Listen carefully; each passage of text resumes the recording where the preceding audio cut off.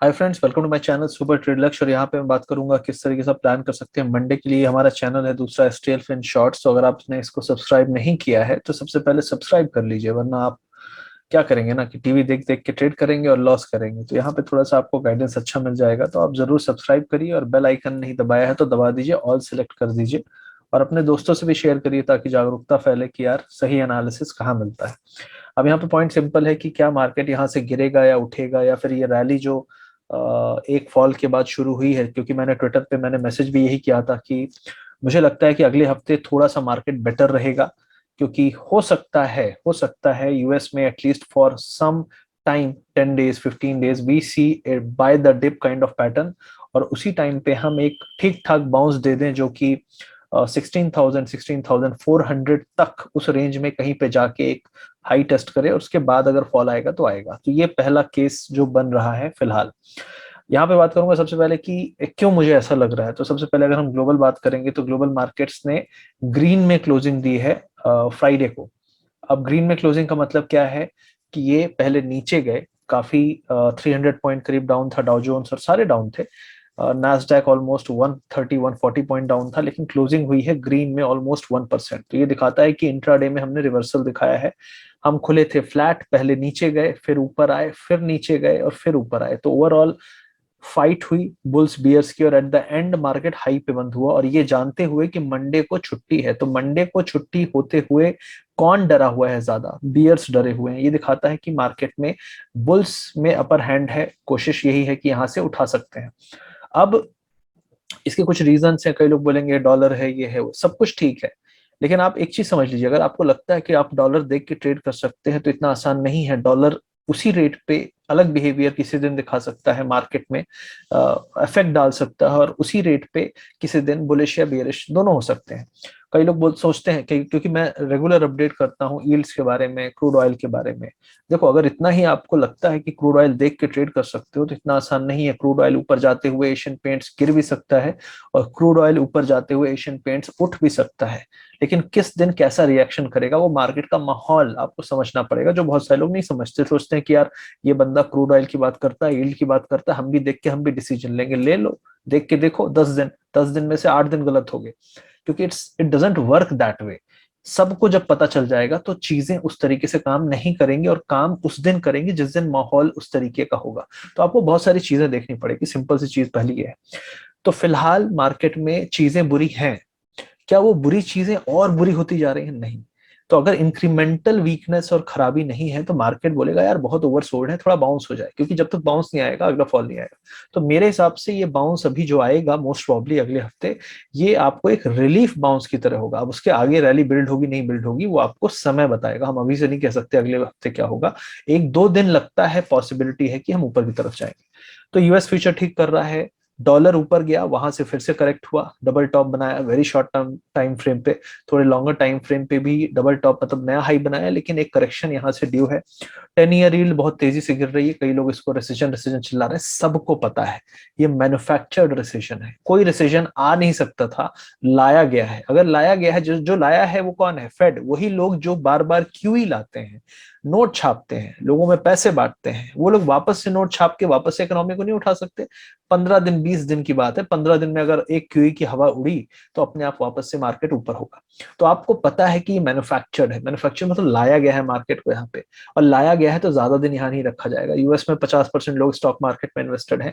India में भी काफी सारे, मतलब ऑलमोस्ट 5% तो हो ही रहे हैं जो लोग स्टॉक मार्केट में डायरेक्ट इनडायरेक्ट एक्सपोजर है। तो यहाँ पे भी बचाया ही जाएगा। तो मुझे लगता है मार्केट में ये फॉल एक अपॉर्चुनिटी होगी। अब ये फॉल थोड़ा सा हो सकता है, 2 महीने रह सकता है, लेकिन उसमें आपको एक्यूमुलेट करना है। सिंपल सी चीज है, क्योंकि ये नेचुरल नहीं है, ये मैन मेड है। और इन्फ्लेशन की बात रही, तो इन्फ्लेशन कभी भी बहुत हाई लेवल पे ज्यादा से ज्यादा 6 महीने से 1 साल रह पाएगी, उससे ज्यादा कभी भी नहीं रही है। पुराने पुराने केस आप ले सकते हो, लेकिन यहाँ पे सबसे बड़ा मेजर रोल है चाइना का। चाइना का जो कोविड है, मेरे को लगता है काफी कुछ ढकोसला है, ताकि ये पूरी सप्लाई चेन इशू क्रिएट भी किए गए हैं। ऐसा नहीं कि सप्लाई चेन इशू है, क्योंकि सप्लाई चेन इशू क्रिएट करने में रशिया और चाइना दोस्त हैं। तो इन लोगों ने माहौल क्रिएट किया है ताकि यूएस की हालत टाइट हो। अब वो लॉन्ग टर्म पेन तो चलो शॉर्ट टर्म में सबको हो रहा है, उनको भी हो रहा है, लेकिन उन्होंने देखा कि यार यूएस की हालत खराब करेंगे तो जो बाइडन अगर हार जाता है चुनाव तो फिर से ट्रम्प आएगा, और ट्रम्प आपको पता है कि रशिया का मित्र है एक तरह से इनडायरेक्टली। तो ये सब गेम बहुत बहुत कुछ चल रहा है। तो मुझे ऐसा लगता है कि इस पे आपको ध्यान देना है। दूसरी चीज है, let's talk about the charts. Dow Jones की बात करूंगा यहाँ पे, तो अगर आप फिबोनाची फॉलो करते हैं तो यहाँ पे आप देखेंगे कि 1%, अगर हम ये पूरा पूरा एक एक्सटेंशन लें यहाँ पे, तो 161.8% से हम यहाँ से पलटे हैं एग्जैक्टली, आप देख सकते हो। तो यूएस में काफी अच्छा काम करता है, लेकिन आप देखिए कि गिरने से कितनी बार इसने डिनाई किया। इसने फिर लोअर हाई लोअर लो बनाना शुरू किया, उसके बाद भी वापस से एक बाउंस मारा और वापस से आप देख सकते हैं हाई ऑलमोस्ट सेम बनाया। लेकिन फिर जब दोबारा गिरा और ये लोस के क्लस्टर को तोड़ा, तब आप देख सकते हैं। लेकिन कभी भी एकदम क्लीन फॉल पूरे वर्ल्ड वाइड नहीं आया। ये दिखाता है कि सबको पता है ये मैन्युफैक्चर है, हर बार डिप पे लोग एक्यूमुलेट कर रहे हैं। और यही चीज मैं आपको समझाने की कोशिश कर रहा हूँ कि ये फॉल, कोविड का फॉल ये होता है फॉल जब पैनिक होता है, ये पैनिक वाला फॉल नहीं है, भले आपकी वैल्यूएशन डैमेज हो गई हो। तो मुझे लगता है कि देर सवेर इस एरिया पे जो आपका है 29,500 will act as a smart strong support. और ज्यादा से ज्यादा अगर कुछ होगा भी तो यहाँ पे एक डिप आके आप एक हायर हायर लो बना के फिर से वापस जाएंगे, या फिर हो सकता है हायर लो बन चुका हो और हमने ऑलरेडी स्टार्ट कर दिया हो रैली।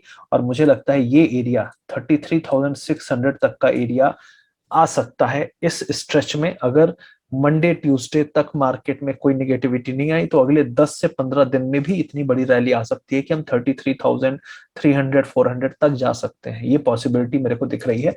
आरएसआई भी एक ट्रेंड लाइन फॉलो कर रहा था, मोस्ट प्रॉब्ली इसको यहाँ पे ब्रीच कर सकता है। तो ये आपको US 30 में दिख रहा है। बाकी आपको फिबोनाची, बहुत सारे लोग इसको ट्रस्ट करते हैं, तो इस पे भरोसा करें या आप ट्रेंड लाइन पे भरोसा करें या आप आरएसआई पे भरोसा करें, लेकिन मैंने सारी चीजें आपको बता दी हैं।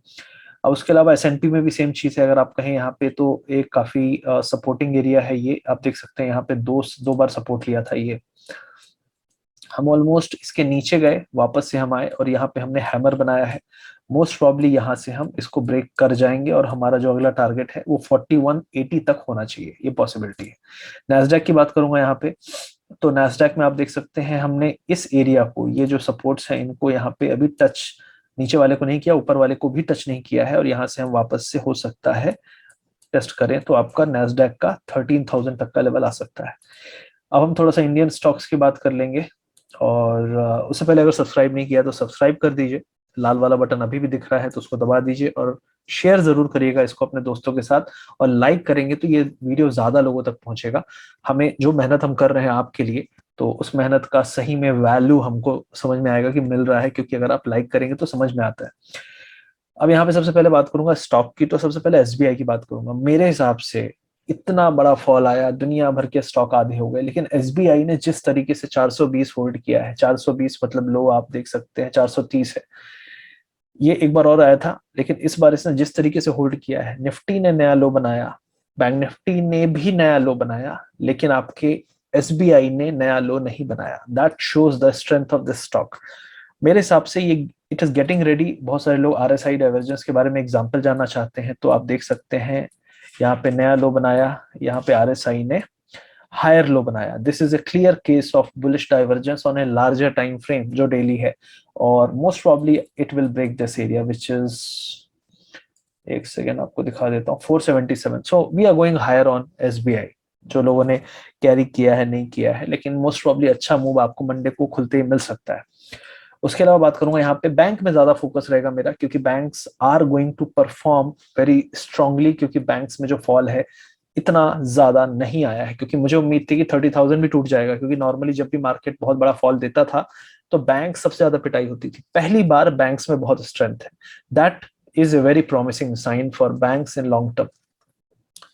तो 1650 का एरिया है मेरे हिसाब से। यहाँ पे अगर आपको ये अच्छा खासा बॉटम बन जाना चाहिए, आप 1720 1730 की तरफ देख रहे हैं टारगेट, पहला 20 मूविंग एवरेज और 50। लेकिन 20 मुझे लगता है कोई बहुत बड़ा डाउट नहीं है मुझे। मेरा टारगेट है आपका ये एरिया जो गैप फिल होने चाहिए यहाँ पे, तो ये आपका 1780। लेकिन इमीडिएटली मुझे लगता है 1700 1720 की तरफ हम जा सकते हैं। एक्सिस बैंक की बात करूंगा यहाँ पे, एक्सिस बैंक सबसे ज्यादा स्ट्रांग लग रहा है मुझे, क्योंकि जिस तरीके से इसने यहाँ पे डाइवर्जेंस आप देख सकते हैं। एक और बहुत अच्छा एग्जांपल है, ये आपका आरएसआई बना रहा है हायर लो, लेकिन मार्केट बना रहा है लोअर लो।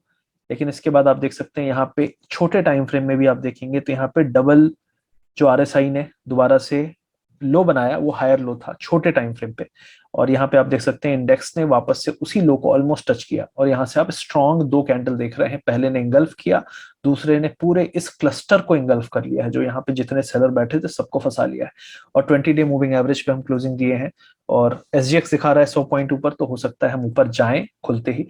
और मेरा अगला टारगेट, जो पहला टारगेट है 655 665 के आसपास तक तो हम जा सकते हैं। आईसीआईसीआई बैंक है, दिख रहा है कमजोर, लेकिन आपको पता है कि ऑलरेडी जो यहाँ से बाउंस आया था स्ट्रांग था, फॉल भी स्ट्रांग था। जो ये कैंडल्स हैं ये कोई बहुत स्ट्रेंथ नहीं दिखा रहे हैं, मतलब हम यहाँ पे कोई बहुत ज्यादा डिसाइसिव मूव नहीं देख रहे थे पिछले कई दिनों से, और यहाँ पे आपने देख सकते हैं यहाँ पे अच्छा खासा लोअर विक है, दिखाता है कि काफी सारे लोग यहाँ पे ट्रैप हो चुके हैं। 20 डे मूविंग एवरेज पे ये भी क्लोजिंग दिया है, मुझे लगता है 50 क्रॉस करके हम ये ट्रेंड लाइन 735 की तरफ जाएंगे। तो अगर किसी भी केस में हम 710 712 के ऊपर सस्टेन करते हैं तो 735 का मूव बहुत तेजी से आएगा, और अगली अपसाइड में आईसीआईसीआई बैंक सबसे बड़ा पार्टिसिपेंट हो सकता है। अब बहुत सारे लोग रिलायंस के लिए डरेंगे, लेकिन रिलायंस का जो ये एरिया टेस्ट हुआ है ये रिसेंट का सपोर्ट भी था, यहाँ से आपने देखा था 2-3 दिन आपको इनवर्स हैमर बना के वापस से ऊपर गया था, तो यहाँ पे दोबारा से थोड़ी बहुत टेस्टिंग हो सकती है, लेकिन 2350 इज ए स्ट्रॉन्ग सपोर्ट मेरे हिसाब से। मैंने तो खुद एक्यूमुलेशन किया था, अपने शेयर भी किया था ग्रुप में, मैंने काफी सारे स्टॉक खरीदे थे रिलायंस के, on at least lower lower area में खरीदे थे, तो मुझे उम्मीद है कि यहाँ पे बेस बनेगा और देर सवेर हम वापस से ऊपर जाएंगे 2500 की तरफ। तो it's a good accumulation area for long term people, और शॉर्ट टर्म में भी आपको बाउंस मिलेंगे, लेकिन शॉर्ट टर्म में आप एक तरफा मूव ना मिलेगा, बार बार ऊपर से सेलिंग भी आएगी, क्योंकि कई लोग फंस जाएंगे पोजिशनिंग, लिक्विडेशन या जो भी चीजें कह लो आप, कई लोग को डर लगेगा तो बाउंस पे निकलेंगे, लेकिन ओवरऑल ये एरिया होल्ड करना चाहिए। ओवरऑल हम 25-2550 की तरफ जाएंगे। ऑटो सेक्टर में काफी रैली आ चुकी है, एक कंसोलिडेशन चल रहा है जो कि स्ट्रांग है, जो हमारा रेजिस्टेंस था उसको हम सपोर्ट की तरह टेस्ट कर चुके हैं। 11,500 is a support now in CNX auto, Nifty auto. मेरे हिसाब से यहाँ से अगली rally, this is a very bullish sign, I can tell you that this is mind blowing chart.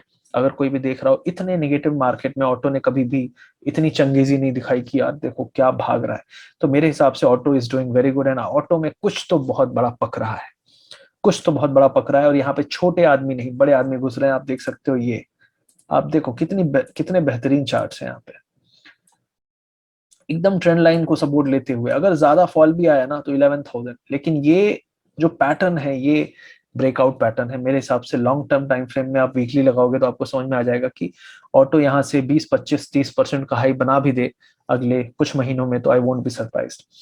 अब इसके अलावा निफ्टी बैंक निफ्टी पे आ जाते हैं। सबसे पहले निफ्टी बैंक निफ्टी की बात करें तो ये एक ट्रायंगल जो है, इसके हम इमीडिएट जो ये सपोर्ट्स थे यहाँ पे, इसको रेजिस्टेंस लिया है हमने, क्लोजिंग में हम टच भी किए हैं। गैप अप अगर खुलते हैं तो हम इसके ऊपर खुलेंगे, 20 डे मूविंग एवरेज के भी ऊपर खुलेंगे, and that will open the target to 16,100 150। तो मुझे लगता है कि अगर बुलिशनेस आई तो 16,150 तक, 150 16,150 तक तो हम जाएंगे। तो this is what I feel, and 50 day moving average test करेंगे मोस्ट प्रॉब्ली। बैंक निफ्टी की बात करूंगा यहाँ पे, bank Nifty looks more promising. The reason is simple that Nifty से ज्यादा अच्छे चार्ट्स हैं, इवन इफ वो रिलायंस का रीजन कह सकते हो आप, लेकिन फिर भी 33,750 के ऊपर अगर हम निकलते हैं तो we will most probably go to 50 day moving average, that is 34,500। लेकिन हो सकता है 1 से 2 दिन लगे, इमीडिएटली सेलिंग थोड़ी सी 34,100 पे आ सकती है, लेकिन आई डोंट थिंक मार्केट ने जिस तरीके से यहाँ पे टाइम बिताया है, ऐसा ही टाइम इसने एक बार और बिताया था। आपको दिखाता हूं मैं, ये एरिया आप देख सकते हो, यहाँ पे जब रॉकेट हुआ था तो किस तरीके से भागा था। ठीक है, सो आई फील कि मोस्ट प्रॉब्ली जो कंसोलिडेशन है काफी हो चुका है यहाँ पे, और इस कंसोलिडेशन के बाद हम रीसेंट के क्लस्टर को अगर तोड़ देते हैं, जो कि 33,720 था यहाँ पे, जो गैप की शुरुआत है, और 20 डे मूविंग एवरेज भी है, तो हम इस गैप वाले एरिया जहां से शुरू हुआ है 34,500 तक जा सकते हैं, जो कि 50 डे मूविंग एवरेज भी है। तो this is what I feel about the charts of Nifty bank Nifty and stocks. I hope आपको वीडियो अच्छा लगा। आईटी के बारे में अभी कमेंट नहीं करूंगा मैं, लेकिन आईटी मोस्ट प्रॉब्ली यहाँ से वो अपसाइड ही दिख रहा है, और काफी अच्छा चार्ट है इसका भी। तो आईटी स्टॉक्स तो मैं एनीवेज, मैंने फ्राइडे को भी इसके बारे में पॉजिटिव ही था, तो I am not negative about IT at all. IT already बहुत पेन देख चुका है, लॉन्ग टर्म वाले लोग जो घुस गए तो घुस गए, जो नहीं घुस पाए तो वो लोग मोस्ट प्रॉब्ली 32-33,000 के ऊपर ही घुसेंगे, क्योंकि वही फोमो वाला एरिया है। लेकिन जो वैल्यू इन्वेस्टर हैं वो ऑलरेडी घुस चुके हैं पिछले 10 दिन 15 दिन में। तो this is what I feel about the market. I hope आपको ये वीडियो अच्छा लगा होगा। लाइक शेयर सब्सक्राइब, और मिलते हैं बहुत जल्दी। वीडियो के पिन कमेंट को जरूर चेक कर लीजिएगा। अगर आप सीखना चाहते हैं तो हमारा ऐप है, आप चेक कर सकते हैं, उसका भी लिंक इसमें दिया हुआ है पिन कमेंट में। आप वहां से ऐप इंस्टॉल करके हमारा कोर्स ले सकते हैं, और हमारा गाइडेंस है उसमें भी आप ज्वाइन करना चाहें कर सकते हैं। Thank you very much guys, see you soon, take care.